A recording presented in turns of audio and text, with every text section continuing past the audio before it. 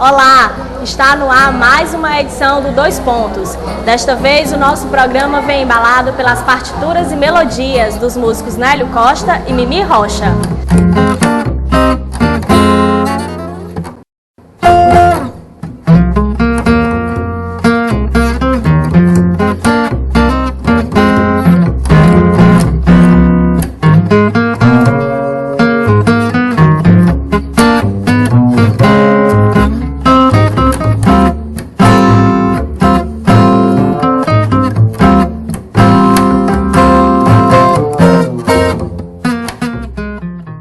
Nélio toca desde os 13 anos de idade. A paixão pela música começou ainda criança com o som que tirava do bandolim.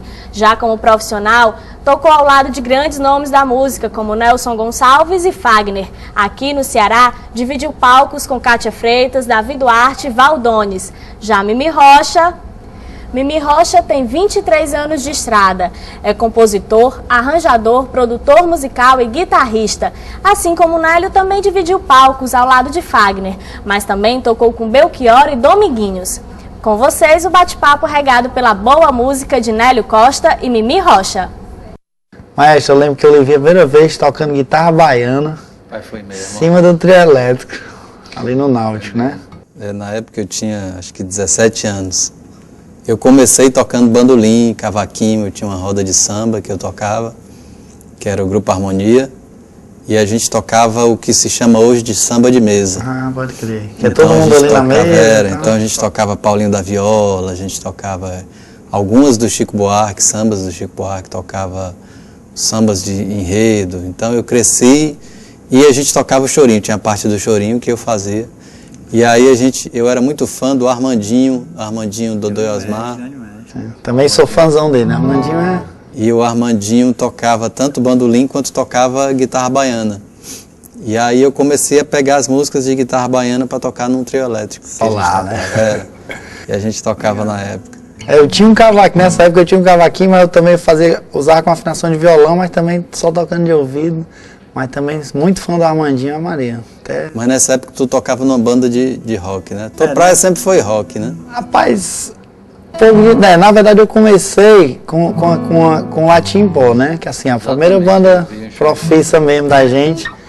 Era meio misturada, era uma coisa mais teatral, mas também tinha rock, pop, tinha música da gente, na verdade a gente tocava até uns instrumentais, né? A gente sem saber tocar ainda, assim metia, bora aqui e tal, né? Meio de ouvido. Aí foi por aí. Depois aí já teve uma fase, né, que a galera foi se profissionalizando mais, né? Começamos a estudar e tal. Aí eu já te vi lá com a turma da oficina, né? Exatamente. Aí eu comecei a tocar baixo. Acho que eu tinha uns 16 anos quando eu comecei a tocar baixo. E aí a gente, com 17 ou foi 18, eu entrei na banda oficina, que era uma banda de música instrumental. Era um trabalho do pianista, do Eugênio Matos. E na época marcou o cenário cearense musical, porque não tinha ninguém fazendo aquele tipo de trabalho. Trabalho muito conceitual. A gente fazia um trabalho que é o que a gente chama de música visual. O Eugênio ele leu o livro do José de Alencar, o Iracema, e ele imaginou musicalmente os capítulos do livro. Então tinha a Índia, tinha o Mar Revolto, tinha a Floresta, e tudo isso ele musicou. Alguns shows a gente ensaiava pra caramba, ensaiava pra caramba, porque era muito complexo o trabalho. Em alguns shows a gente fazia uma cenografia mesmo, colocava algumas coisas num telão. Na época ninguém tinha essa ideia de fazer isso. E a gente fez muita coisa, fizemos muitos trabalhos, fizemos Projeto Pixinguinha, fizemos Parque do Cocó. Isso eu assisti, Pixinguinha eu assisti, bom demais, bom demais. Fizemos o Parque do Cocó, e depois cada um foi embora, inclusive tu foi embora também, né? O interessante é que naquela época, assim, a gente tocava as músicas da gente, né? Assim, todo mundo meio que não sabia muito tocar, meio que aprendeu a tocar em cima das suas composições, né? Porque era um negócio legal, né? Hoje em dia o povo já aprende a tocar música dos outros, né? O que era legal naquela época era isso, a criatividade era mais aflorada, né?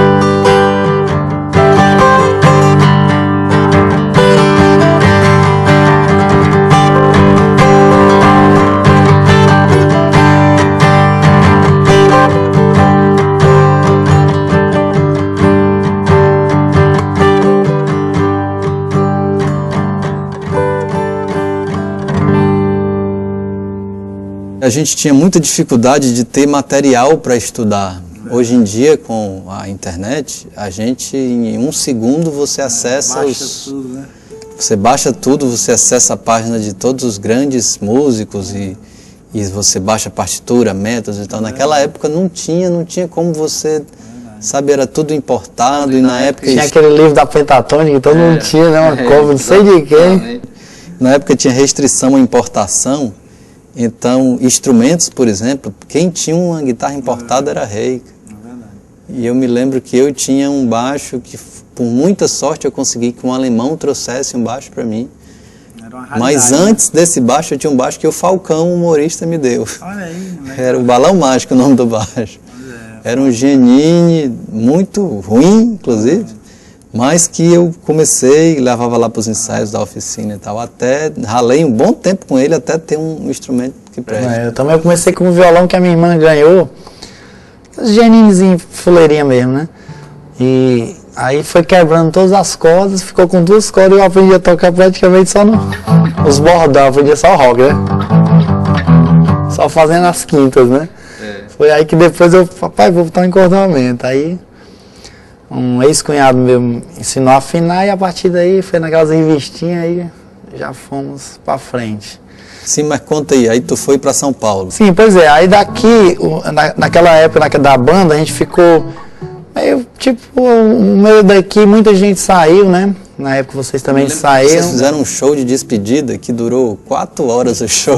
Foi lá Teatro São José. Era interessante porque estava cheio, né? Tava cheio o teatro e demorou tanto que todo mundo foi embora. Porque a ideia era essa. O objetivo era esse, a ideia era todo mundo foi embora. A ideia era perturbar o público, né? Na verdade, aquele grupo tinha um lado bem irreverente, né? Que tinha o Moacir, o Rui, os caras meio literatos demais, né? A gente era mais musical e eles faziam essas loucuras. Então pronto, aí naquela época aconteceu assim, aqui a gente ficou meio naquela sem saber o que fazer, né? Porque não, a gente chegou ao topo do que podia fazer naquela época, ou seja, as rádios ainda não tocavam música de ninguém daqui, no máximo um Fagner, Belchior, de nada. Alguma coisa assim do Calé, que estava começando aqui a despontar naquela época, mas a gente que era diferente não tinha nada, né? Então eu fui fazer uma peça de teatro em São Paulo como percussionista. Fiz uma viagem com um grupo daqui e tal, aí chegou lá, acho que eu vou pra cá, vou dar uma...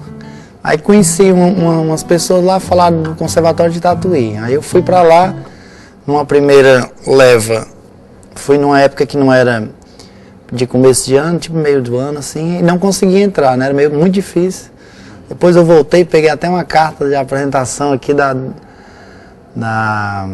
aquela professora muito famosa e coralista aqui, a Dalva Estela, Dalva Estela, me deu uma carta para... O Correuter tinha sido diretor lá da escola e ela disse, não, vou te dar uma carta aqui. Só quando eu cheguei lá, o Correuter já tinha sido posto, era para fora da escola, de nada adiantou. Porque o cara era meio irreverente lá e é uma cidade muito tradicional, no interior de São Paulo.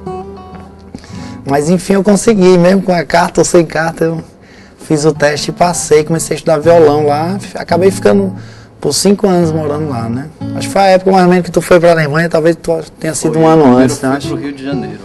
Pronto, com o pessoal da oficina, né? A banda oficina a gente se desfez, foram 2 para Brasília e foram 4 para o Rio de Janeiro. Foi eu, o Cristiano, o Pantico e o Stephenson. O Pantico hoje em dia toca com o Lenine.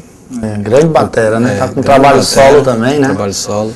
O Cristiano toca com o Fagner, né? E o Stephenson toca com o Moraes Moreira. E eles ficaram, né? Ficaram morando no Rio. Eu, do Rio, fui embora para a Alemanha. E lá fiquei... Tinha uma irmã que morava lá? Só que eu cheguei lá, pouco depois ela veio embora, eu fiquei lá sozinho, no frio, sem falar a língua. E foram tempos difíceis, mas gratificantes, porque você, quando está numa situação dessa, a cobra que não se arrasta não engole sapo, né? Então você aprende a trabalhar, você aprende a estudar, você aprende a viver praticamente. Verdade. E eu também fiz uma prova para uma universidade lá, para um curso de música, e também uma prova super difícil, que tinha muitos concorrentes, todos eles alemães, eu era o único estrangeiro que estava concorrendo. E aí passei, eram 4 vagas, eu tirei exatamente a 4ª vaga. Aí comecei a estudar, tinha um professor, assim como nós dois estamos, tinha um professor com baixo e tal. E era muito interessante, porque a metodologia alemã, ele diz exatamente o que você não quer ouvir. Ele não tem assim, não é como a gente... Tentar ajeitar, aliviar, tenta dizer, né? menino, você toca bem, mas não sei o que. Não, eles dizem logo, ó, você toca ruim, você está fazendo isso ruim, e se tu continuar, tu vai morrer de fome. Ou seja, eles já dizem lá, ou isso te faz desistir de tocar, ou isso sei lá... Dá um incentivo, né? te incentiva de uma forma assim um pouco pesada. Eu tive um professor lá também, que só para concluir aqui, chama Geraldo Ribeiro. Ele é um grande mestre. Até um dia desse eu estava conversando aqui com o Zivaldo e falei, rapaz, Zivaldo, eu tive uma aula com o Geraldo Ribeiro lá, mas eu acabei não dando certo, porque o meu negócio sempre foi tocar mais de palheta, guitarra, né? Então o violão, eu gosto muito, até hoje eu estudo violão, mas o negócio era mais a palheta. Então esse professor tinha uma aula às 8 horas da manhã, no frio lascado lá, chegava às 7 horas, ficava esquentando ali os exercícios dele, e ele passava uns exercícios realmente chatos, né? Aquele exercício mesmo, né? Então eu cheguei lá e entre um exercício e outro eu peguei a palheta, fiquei fazendo umas escalas. Ele chegou assim, rapaz, que é isso? Eu disse, não, professor, porque eu toco guitarra também. Ele, você toca guitarra elétrica, né? Aquele cara bem radical. E ele inclusive é baiano, né? Ele disse, toca guitarra elétrica, rapaz, você vai morrer de um choque fazendo um acorde de dó maior, né? Aí eu disse, rapaz. Só que aí eu peguei aquilo ali, ficou meio me desestimulando. Ele começou a pegar no meu pé e eu acabei parando com o violão, né? Não tive... Indo pra guitarra, aí fui estudar em São Paulo com o Moza Mello, que é um grande mestre daqui do Brasil, né? De guitarra, tem um método bacana, que todo mundo conhece. E foi aí onde eu realmente abri minha cabeça. Porque antes eu ficava ali na escola fazendo toda a parte teórica, tinha uns cursos de MPB, jazz, improvisação, que também foram bastante legais, composição. Mas assim, a parte de instrumento mesmo foi quando eu consegui ir para São Paulo aos trancos e barrancos, pagando ali aquelas aulas particulares, né? Sofrendo ali. O 2 Pontos vai para um breve intervalo. Voltamos já com os músicos Nélio Costa e Mimi Rocha.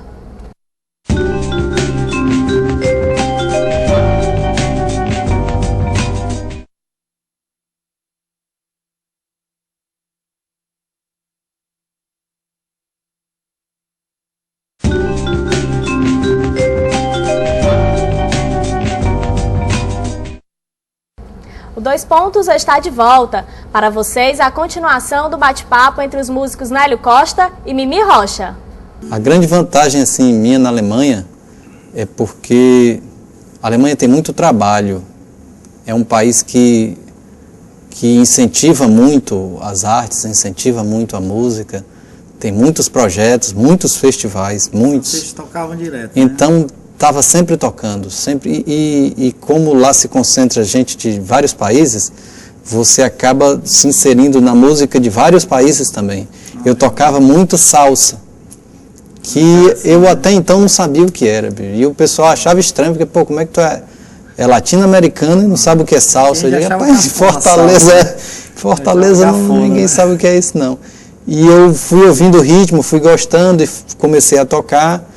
E pouco antes de vir embora, eu já não estava mais tocando outro tipo de ritmo, senão salsa, porque esse grupo que eu tocava trabalhava bastante. O baixo é bom pra caramba. Era bom, sincopado, era sincopado, muita coisa com leitura de partitura, que a gente tinha que ler mesmo, porque era coisa dobrando com os metais e tal.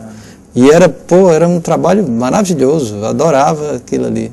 E como trabalhava muito, consegui pagar todos os meus estudos, consegui... Eu também, graças a Deus, não tenho do que reclamar, não. No segundo ano no primeiro ano eu consegui uma bolsazinha de coralista lá, né?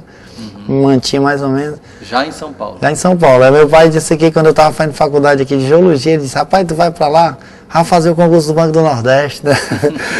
Aí eu disse, rapaz, contar dinheiro dos outros. Mas é o seguinte, tu falaste que tocava bandolim, guitarra baiana, foi pro baixo. O que é que te levou a isso? Qual foi a influência maior que fez você ir pro baixo? Assim? Eu realmente sempre gostei do instrumento e eu ouvia muita música instrumental. O chorinho é uma música instrumental, lógico. Então eu não só ouvia chorinho, como ouvia também muito música instrumental progressiva, Jean-Luc Ponty E acabava que tinha Os uns baixos baixistas são maravilhosos, né? exatamente. E fui ouvindo esses baixistas, e ouvi Anthony Jackson, que é um baixista americano, Stanley Clarke, até conhecer o grande Jaco Pastorius, que é o Jimi Hendrix da guitarra. É verdade. É o que o Jaco representa para o baixo. E então me firmei mesmo no instrumento, comecei a estudar muito ele, e eu acho que ele é a maior das minhas influências.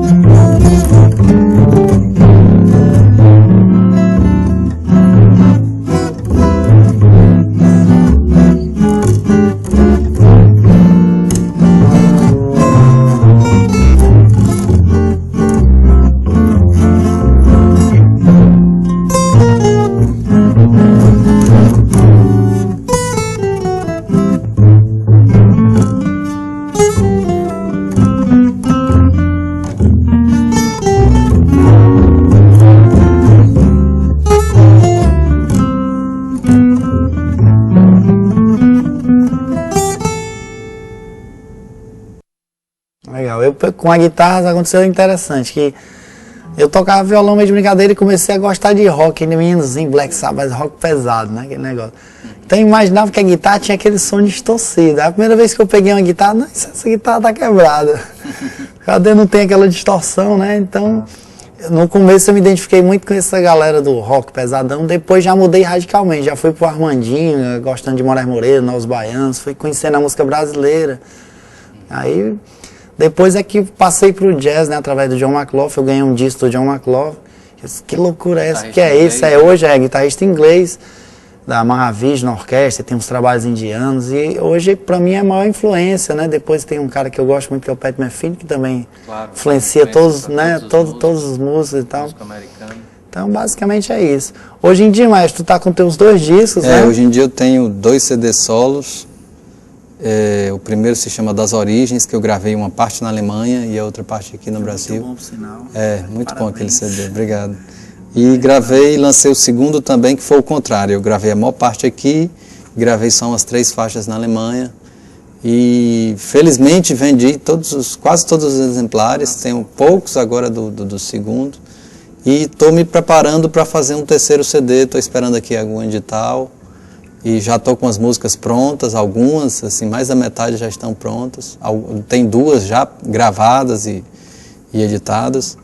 Mas estou esperando alguma lei de incentivo para que a gente possa fazer com mais calma, com mais cuidado. Eu, no meu caso, é caso feito, espeto de pau, ou seja, eu tenho Tu tem um estúdio de gravação, estúdio, né, produzo um monte de coisa.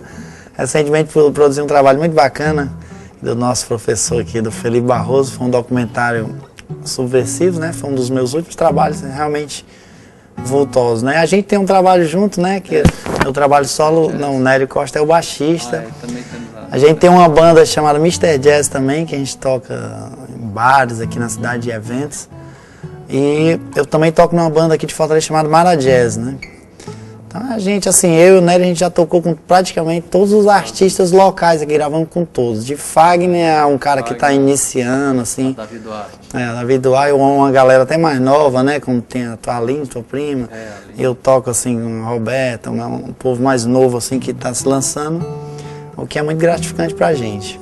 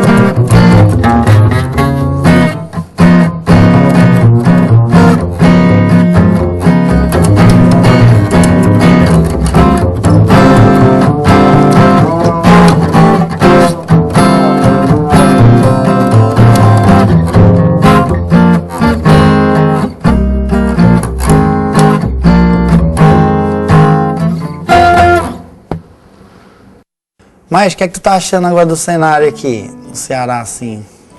Eu acho que já esteve melhor. Na época da Lei Gereissati foi muito bom porque todo mundo pôde mostrar o seu trabalho autoral e muita gente acabou ficando conhecido e as rádios passaram a executar alguma coisa, executar, né? O trabalho bons, pessoal. Né? A gente pode citar aqui o próprio Davi Duarte, teve música nas paradas, assim, o Davi ficou quase um mês como primeiro lugar nas rádios, com O Que Eu Queria. Kátia Freitas, né? Kátia Freitas também, Paulo Façanha, Edmar Gonçalves. Então toda essa turma, se não fosse a Lei Gereissati, eu acho que eles não teriam tido a mesma projeção. Infelizmente não temos mais e não sei, eu não estou vendo nenhum trabalho de nenhum autor assim. O que eu estou notando assim, que está rolando muito grupos, né? Os grupos estão se organizando. Uma moçada mais nova com bandas, mas são trabalhos assim, mais específicos, né? Não é uma coisa, digamos, você não pode dizer tipicamente cearense, não, porque acho que a música é música, né? É universal. Mas eu estou notando que tem uma turma muito boa vindo aí, que ainda não apareceu. Vamos botar mais 1 ou 2 ou 3 anos e essa galera vai aparecer muito mais... o Arthur Menezes, menino de blues muito bom. Tem umas bandas, né? Tem a Mafalda Morfina, que é uma menina compositora, participou do festival agora com a gente. Muito bacana o trabalho dela, né? Então, mas esse pessoal não aparece, não tem como aparecer se não for tem que ter um incentivo, através de um incentivo cultural. Na verdade, esses incentivos, essas novas leis, né, de incentivo que estão rolando, estão mais diluídas porque eles querem abranger muita coisa e acaba que a verba fica muito mais curta, né?